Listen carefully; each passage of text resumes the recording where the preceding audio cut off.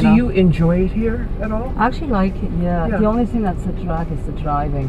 Do you drive? I learned to drive in England. After the test, I drove one time some boyfriend's car. I scraped the whole side of the car off. So I went inside the house, didn't know because this side was good. The next morning, the boyfriend said, oh my God, the whole side's ripped off. And I just knew it was me, and I'm going. It was the football hooligans. I can't even imagine someone starting their career the way we did. We had all come to New York, us kids from Atlanta, because we wanted to emulate the Warhol experience.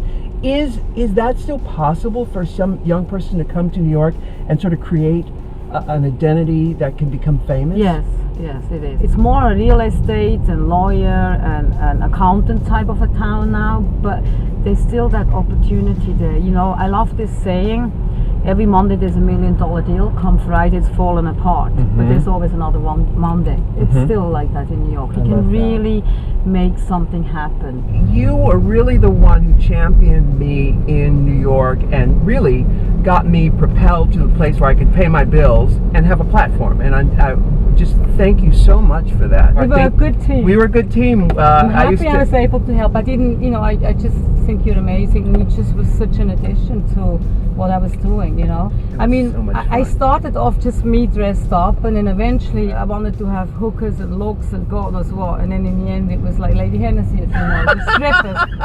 And you were somewhere in between. We went to Japan with Lady Hennessy and Joey Arias and Matthew and Goldie. Were you in that tour we were doing? And Lady Hennessy in the stockings. The stockings. She put 69 stockings in her vagina. Black, like these black stockings, 69. And it was funny. Telling you. And I remember, and you pulled it out of her vagina, and the Japanese, it parted like the Red Sea. Oh. Everybody, and you went out to the street or something outside. Me and Joey Area, we were holding it like both, but like.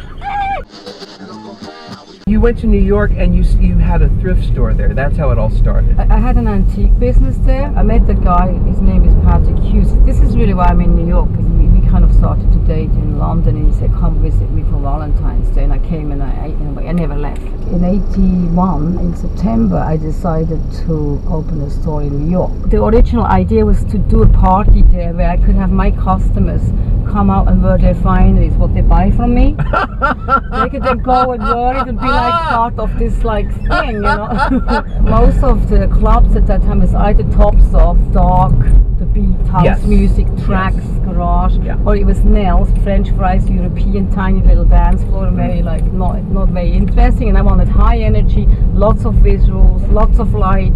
People can show off their looks. And how did that transform into the nightclub business? There was a lot of competition because it was such a big deal, that whole underground fashion. They started to label it street fashion. I was felt really oh my God, I'm so small, I don't have I didn't have big money, I'm gonna get trampled and disappear. So I said, why not, I went back to London and I had this idea to sign up the people that I liked and do a fashion show. So if they're gonna get sold to Bloomingdale's and Barney's and Saks, at least I'm part of it, I'm representing them. So I asked them if they wanna be in the show, and I had 18 people in the show at the Roxy, and that was the first time where I gathered people together. I just wanted to be creative, and I love bringing people together. I like uniting people, the uptown and the downtown, and the gay and the straight and the whatever, the whole lot, the rich and the poor. It's I like to put them together. Now, with New York, the way it is now, and putting on these spectacular events, what's the biggest challenge today? One thing I know for sure, charging on the door is out of the window. Is it? Really. People it has don't to want be to free? pay. More or less. Like a Sunday party, you can't charge on the door. Financially it's gotten much harder. The economy isn't good and the budgets are tighter. So the biggest challenge is really that. You would probably live in Brooklyn now. If you were where you were then. People can't afford to live in Brooklyn anymore. You can't afford Brooklyn. In New York. You can't even afford Brooklyn anymore. No, you're right. It's insane. Creatively, there's incredible people still. I have amazing new crew that are all going to be very big and famous and successful. Yeah, I see their pictures on the internet. They're so amazing, and I'm actually in the middle of creating something new that's like the art and the fashion are fused into one. Through your events, do you see the next Delight, the next RuPaul, the next, Yes. Gaga coming out of the village of New York?